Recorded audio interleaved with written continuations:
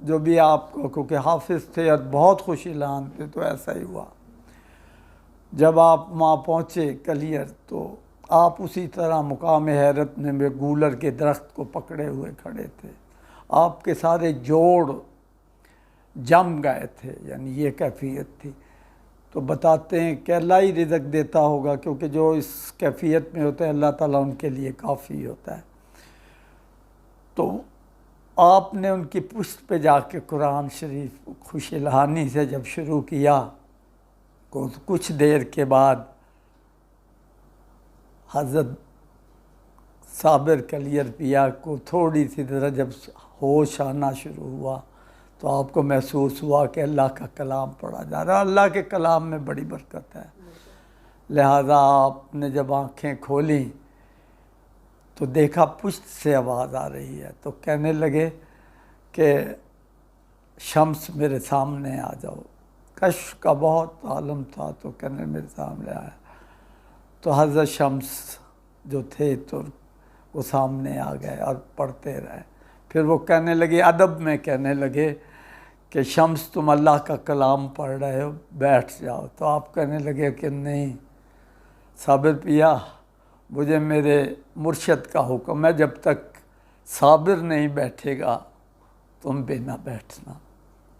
लिहाजा आप कलाम पढ़ते रहे। फिर आपने बड़ी कोशिश के बाद आपके जोड़ जो थे अल्लाह के थे, दुआ की कि अल्लाह मेरे जोड़ों में यानी वो दे ऐसी कि मैं बैठ जाऊं और अदब से यानी सुन सकूं इस कलाम को, और लिहाजा बैठ गए। बताते हैं कि फिर अल्लाह ताला ने उनको सही कैफियत में आ गया, नॉर्मल। और जो वो थे हज़रत शम्स, उन्होंने बड़ी खिदमत की। आप उनसे अक्सर जब इबादत से फारिग होते थे उनसे कुरान सुनते और उन्हें तबलीग करते, यानी अल्लाह का दीन और वो जो अल्लाह के बंदों की ख़ास बातें होती हैं अल्लाह के कुर्ब की, वो उन्हें सिखाते। फिर वो जब आप ठीक हो गए तो आपने फरमाया शम्स को कि शम्स अब तुम जाओ, तुम्हारी ड्यूटी पूरी हो गई।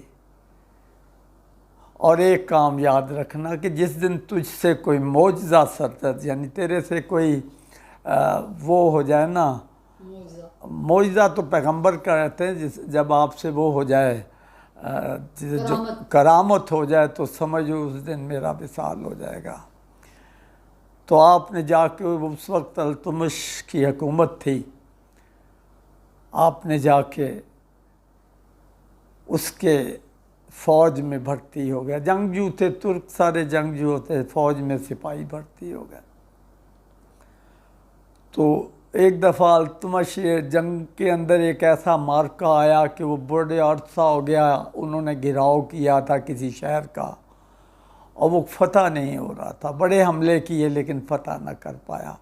आखिर वो किसी बुज़ुर्ग के पास गए, वो कहने लगे कि आप दुआ करें कि अल्लाह ताला इस शहर को फतह कर दे। उस पर वो कहने लगे कि तेरी फ़ौज में एक ऐसा शख्स है जो कामिल है, और अगर वो दुआ करे तो तेरी ये शहर फतह हो जाएगा। उसने कहा मैं कैसे तलाश करूं? उन्होंने क्या कि आज रात आंधी आएगी, सबके चिराग गुल हो जाएंगे, लेकिन जिसका चिराग गुल ना हो समझ लेना कि वही शख्स कामिल है। तो ऐसा ही हुआ, रात को आंधी आई, सबके चिराग बुझ गए। आंधी शदीद थी लेकिन एक चिराग जलता रहा। जब अल्तुमिश उस खेमे में गए तो अंदर शम्स अल्लाह का कुरान पढ़ रहे थे।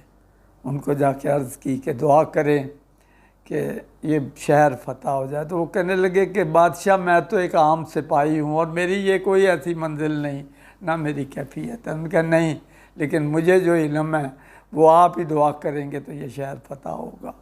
तो आपने उस रात के उस पहर में अल्तुमिश के हक़ में दुआ की कि अल्लाह ताला इसके हाथ पे इस शहर को फतह कर दे। सुबह जब जंग हुई तो ऐसा ही हुआ, वो शहर फतह हो गया।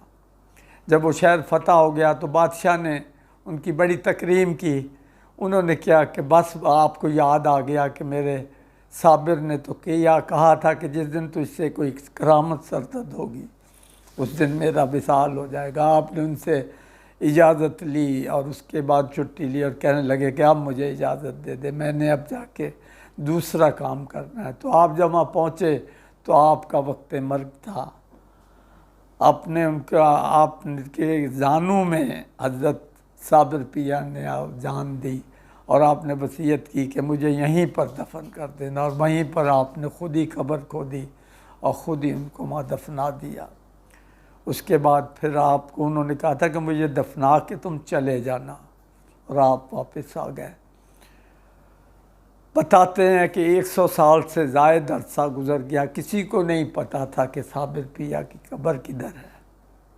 लेकिन 100 साल के बाद जब तारीख़ और लोगों ने पढ़ा कि इस तरह वो आए थे और ये वाक़यात सुने, ये जो मस्जिद का वाक़या था, तो होता क्या था कि वो जो जगह थी वहाँ जंगल बन गया था। उस जंगल के ऊपर से कोई परिंदा नहीं गुज़रता था, कोई जानवर नहीं उस तरफ आता था। लिहाजा फिर जब उन्होंने इसकी तहकीक की तो पता लगा कि ये वही मुकाम है जहाँ साबिर पिया और वो मस्जिद शहीद हुई थी। लिहाजा उन्होंने जब उस जंगल में जाके देखा तो वहाँ कब्र मौजूद थी। लिहाजा उस कब्र पर 100 साल से ज़्यादा बाद बाकायदा मज़ार शरीफ बनाया गया, उसके साथ मस्जिद तामीर की गई। और आज जब मैंने आपने भी ज़िक्र किया कि मुझे आज से 7 साल पहले 7.5 साल पहले हिंदुस्तान जाने का इत्तेफाक हुआ, तो मैंने एक दोस्त से दरख्वास्त की, दिल्ली में था, मैंने कहा कि यार मुझे शौक़ है कि अल्लाह तो मुझे उस दरबार की हाज़री का शरफ़ दे दे। तो मैंने जब अपने दोस्त से बात की, वो भी वली आदमी था, मुझे उसका आज ज़िक्र करते हुए फ़ख्र महसूस हो रहा है। सुहेल नाम था, मेरा बचपन का दोस्त था, लेकिन अल्लाह ने उसे बड़ा मुकाम अता फरमाया था। वो बीमार था, शुगर इंतहा को थी। उसने अपने बेटे को कहा कि हाजी साहब को साथ ले जाकर हाज़री दिलवा के लाओ, साथ अपने 2 मुरीदैन को भी भेजा। वो मुझे गाड़ी में, बड़ी अच्छी गाड़ी में, एयर कंडीशन में बिठा के, जबकि हिंदुस्तान में मैं बग़ैर वीज़े के किसी भी जगह नहीं सफ़र कर सकता था, लेकिन उस मर्द कामिल ने कहा कि जाएं, आपको कोई तकलीफ़ नहीं होगी। उनके बेटे ने, बड़ा बेटा गाड़ी चला के मुझे वहाँ लेकर गया। वहाँ से तकरीबन 250 मील दूर था ये मुकाम, और हमें तकरीबन 4 घंटे से ज़ायद टाइम लगा। और जबकि वहाँ से गुज़रने के लिए छावनी या देहरादून की बहुत बड़ी हिंदुस्तान की, वहाँ से गुज़रना पड़ा। अल्लाह ने हमें खैरियत पहुँचाया, हमने जाके वहाँ हाज़री दी, दुआ मांगी। फिर उसके बाद ऐसा हुआ कि गर्मी बहुत ज़्यादा थी, तो उन्होंने हमें वहाँ पर वो जो रेस्ट हाउस बने हैं, एयर कंडीशन वगैरह लगा होता है, वहाँ बिस्तर होते हैं, वहाँ उन्होंने कहा कि आप 1-2 घंटे सफ़र आराम कर लें, क्योंकि सफ़र भी था और जाना भी था। तो उसके बाद वापसी में फिर हम जाके हाज़री भी देंगे, न्याज देंगे। तो लिहाजा मैंने जब दोबारा हाज़री में दी, न्याज दे के, तो मैंने वहाँ मुराकबा थोड़ी देर किया उनके मज़ार से, पहले कमरे में जो जहाँ होते हैं, मज़ार के पास तो कोई खड़ा नहीं हो पाता।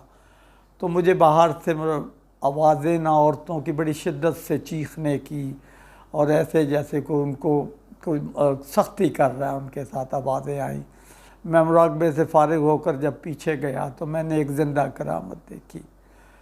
वो ऐसे था कि मैंने पूछा, वहाँ औरतें, बहुत सारी औरतें, उनके साथ उनके लवाहिकीन भी थे।